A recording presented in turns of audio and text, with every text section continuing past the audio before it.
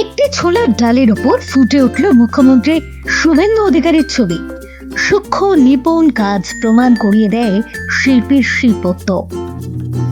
নদিয়ার রানাঘাট রামনগরের বাসিন্দা মানিক দেবনাথ, তিনি বরাবরই শুভেন্দু অধিকারীর ভক্ত।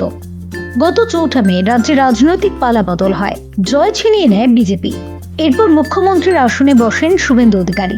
শিল্পী মানিক দেবনাথের কথায় তার আত্মবিশ্বাস ছিল বিজেপি এবার বাংলার ক্ষমতায় আসছে আর মুখ্যমন্ত্রী হবেন শুভেন্দু অধিকারী।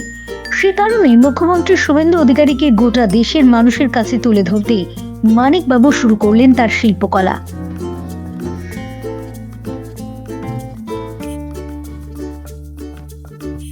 এই কাজ করছি প্রায় 35 বছর। তা আমি ছোটোখাটো কাজ সব আমাদের চিফ মিনিস্টার, প্রাইম মিনিস্টার সবার ছবি আমি কম বেশি আঁকি। তা শুভেন্দু অধিকারী বর্তমান ওয়েস্ট বেঙ্গলের যে ভোট হয়েছে তাতে আমার একটা বিশ্বাস ছিল শুভেন্দু অধিকারী জিতবে।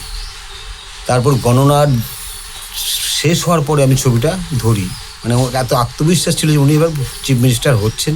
যাক, আমার ভাবনা চিন্তার সাথে আজকে মিলে গেছেন। তা আমি প্রায় 4-5 দিন ধরে ছবিটা করছি, আজকেই কাজটা শেষ করলাম।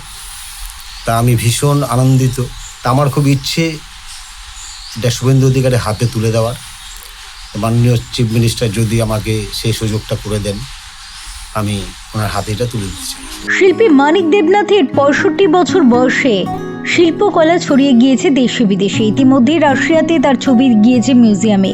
এর আগেও শিল্পীর হাতে ফুটে উঠেছে অতীতের রাজ্যপাল সহ প্রাক্তন মুখ্যমন্ত্রী বুদ্ধদেব ভট্টাচার্য এবং অন্যান্য খ্যাতনামা বিশিষ্ট জনদের ছবি। এবার মুখ্যমন্ত্রী শুভেন্দু অধিকারীর ছবি ফুটে উঠল এক টুকরো ছোলার ডালে। মানিকবাবুর আশা, একদিন রাজ্যের মুখ্যমন্ত্রীর হাতে তিনি তার এই সৃষ্টি তুলে দিতে পারবেন। Bureau report, news India.